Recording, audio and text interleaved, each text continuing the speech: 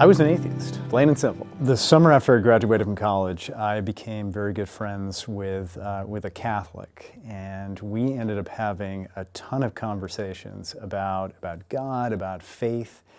And as an atheist, you like to be able to dismiss the believer as, well, as being a moron, basically. It's easy, but of course it's lazy. In this case, I couldn't do that. My friend was Phi Beta Kappa, magna cum laude, double major in psychology and classics. So I had to actually listen and consider what he was saying. There was a precision about how he talked about God and faith. It wasn't the vagaries that I think a lot of atheists associate with believers. And so by the end of the summer, I had lost my certainty that there was no God. I became open. So similarly to my experience just after college, it happened through a friendship. I had a colleague who was a faithful Catholic, really impressive, not just in his integrity, but also in being well-rounded. This was someone who, was as at home in a museum as he was in a sports stadium. And so I found that very attractive. In the end, as Christians, if something is humanly interesting, we should be interested in it. And he was. So really kind of compelling example. The next kind of point of the drama was in 2004. So my friend, it was Good Friday was approaching, and my friend asked me whether I had any Good Friday plans. And I said, no, not really. And so he invited me on a Way of the Cross walk organized by the movement Community and Liberation.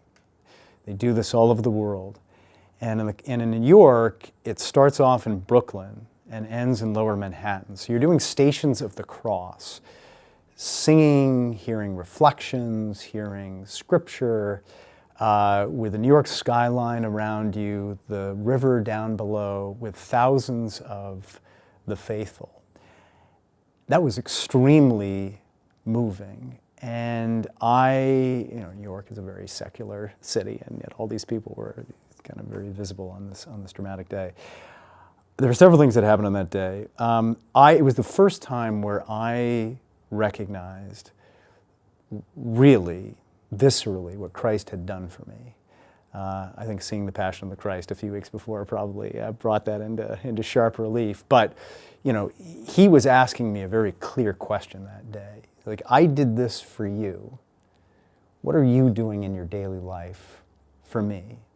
And I had a partial answer, but not a very good one. So anyway, the day was over, my head was spinning, and there was this conviction that I had to go somewhere for Easter. It didn't necessarily have to be Catholic, but I had to go somewhere.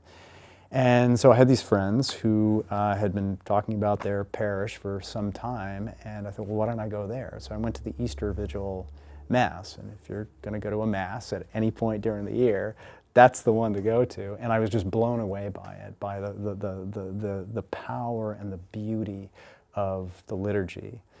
And I went back the next day, and at that point I started revisiting all the reasons why I had been closed to the church. I wanted to have the closest possible relationship with the Lord, and I wanted to follow him in every aspect of my life. I had tried relying on myself. That never really turned out very well. So I thought, well, let's try and rely on him for a change.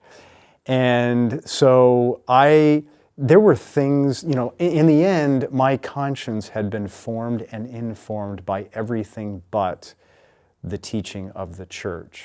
And so I had very strong views about what the church had to say, particularly about questions of marriage and family, etc. My views were more reflective of just the modern culture.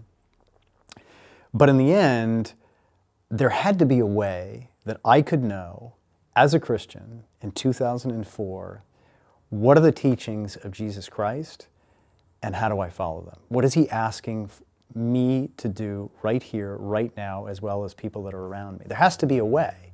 Well, that way is his church. And so once it was very clear that this is the church of Jesus Christ, and if there's a point of disagreement between me and the church, the arrow is with me, not with the church. And so I'm the one that needs to conform, not the church. And everything just fell into place from there. And so I started RCIA in the fall. This is the Rite of Christian Initiation for Adults, basically a year-long time of discernment and formation and preparation for people who want to become Catholic. I started that in the fall of 2004, and at the Easter Vigil of 2005, I was received into the Catholic Church.